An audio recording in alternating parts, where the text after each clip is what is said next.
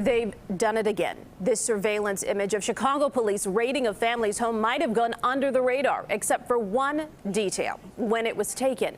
11 days after the city publicly announced reforms to the way officers get and obtain search warrants. Yeah, it was a great show, great speech. But as CBS 2 investigator Dave Savini reveals, it seems the raid teams didn't get the message.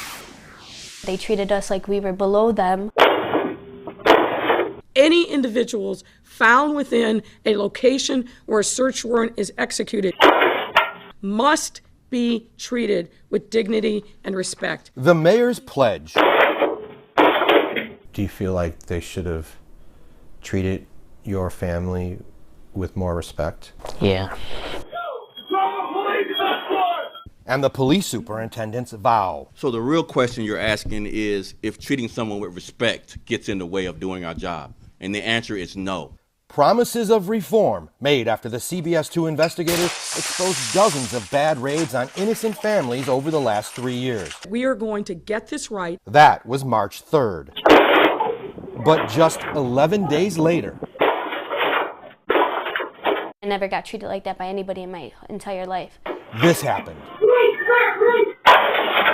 A raid team that we found violated Chicago police policy hits a home in Bridgeport with so much force the entire structure shakes. We're still in our pajamas, just lounging around. It was a Sunday morning and George Garcia's birthday. His wife Kimberly and their 2 children, 12-year-old Georgie and 3-year-old Cruzy, were excited to celebrate. And then what happened? All of a sudden, I just hear my whole house shaking and a big bang. Videos from the Garcia's home security system showed police pulling up, a team of officers with guns and a battering ram heading to the side door to break it down. Only problem? The search warrant they are holding was not properly approved. I just heard like boom, boom, boom. Even before that March 3rd news conference, Chicago police policy required a lieutenant or above verify and approve all search warrants. Now the city says it's an even higher rank, a deputy chief, who must sign off on a warrant before a judge does. These are just some of the new pre-execution safeguards that must be followed before a search warrant can ever be presented to the state's attorney or to a court. But none of that happened in the Garcia raid. Armed with that warrant in question, police kept ramming the door. Garcia, worried it might fall on him, ran to a window to talk to police. So you were yelling out of a top window? Yes. Stop hitting the door. I will open it. And I said, hey guys, I'm trying to open the door for you guys. Hey guys! Guys, I'm coming to the door! Open the door! Then they told him not to move. Stay right there! Let me stay right there! Make sure we still hands. No problem. Stay right there. They're breaking the door. Hey, no, come on, hey, let me see. The door's already broken. Once inside, the raid team headed to the 2nd floor and burst into Garcia's apartment. What was the first thing you saw? A gun. Then they say they tried to get to their youngest child, Cruzy. And I'm just trying to get to my kid. Do you see it? I just play it over and over again. And they just put the gun to my head and told me to turn around. Which brings us to the city's next promise: immediate changes to how vulnerable people, especially children, will be treated during raids. The guns were pointed at your brother and your mom. Yeah, my dad. Georgie Garcia says he and his little brother ended up in another room. 2 children are screaming, screaming for their parents. So the whole time you were put in that room, you couldn't get to your mom and dad? Yeah. And you were scared? I felt scared. I didn't want him to see me crying. You were trying to console your brother? I had to stay strong for him, so I kept my emotions and just protected him.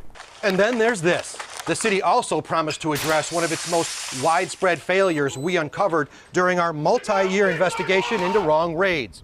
Long before their news conference in March, it was CPD policy never to base a search warrant solely on the word of a confidential informant. But the Garcia warrant is based solely on the word of a confidential informant. There's no mention of any actual police work, no undercover drug buys, no surveillance, no verification at all that drugs were being sold out of the apartment before police burst in.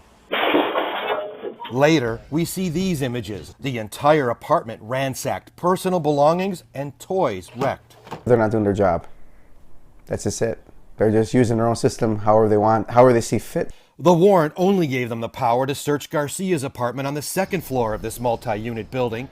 But when they found nothing, they started to search the garage and other units too. It makes no sense. I was sleeping, not minding my own business. Officers searched the first floor where Michael Zastro was in bed. You can even hear the raid team talking about how it was someone else's place. And what's this, somebody else's apartment? Yeah. They pulled me out the room and then they started searching my whole room and the whole apartment.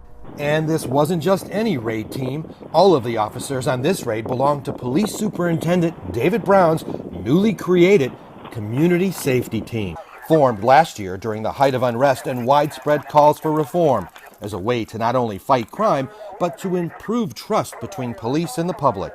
They were just laughing the whole time, like it was funny, like this was some kind of sick joke to them. Then came the final humiliation. They went through your underwear drawer. And not just through it, like they were holding it. And showing it. Yeah, like putting it up and then like giving me looks and like smirking. But the hardest part of the raid, they say, is what it did to the children, especially Cruzy. Does he talk about seeing the guns? Yeah, he keeps on saying monsters, and he goes like this. He's like, monsters, monsters. In that moment, while you're handcuffed and you couldn't put your arms around your kids, what did that do to you? They get all emotional and you can't do nothing. You can't comfort them, you can't give them a hug, you can't tell mommy's gonna be okay because you don't know what's happening. And then when they left, did they say, we're sorry? No, they said happy birthday, and we asked them what happens with the doors, and they said he's in construction, he can figure it out himself. The officer who got the warrant and the sergeant in charge of the raid have a combined 86 disciplinary complaint investigations, 4 of them sustained, 2 apiece. The Civilian Office of Police Accountability is now investigating what happened during the Garcia raid. Dave Savini, CBS 2 Investigators. In a written statement tonight, Chicago police say they, quote, immediately referred this incident to COPA, but a source familiar with the raid tells us CPD only brought it to COPA's attention after we started asking questions and submitting public records requests. Dave has, of course, done extensive reporting on the pattern of botched raids by Chicago police over the last several years. To see this award-winning body of work that's finally leading to promises of reform, visit cbschicago.com/unwarranted.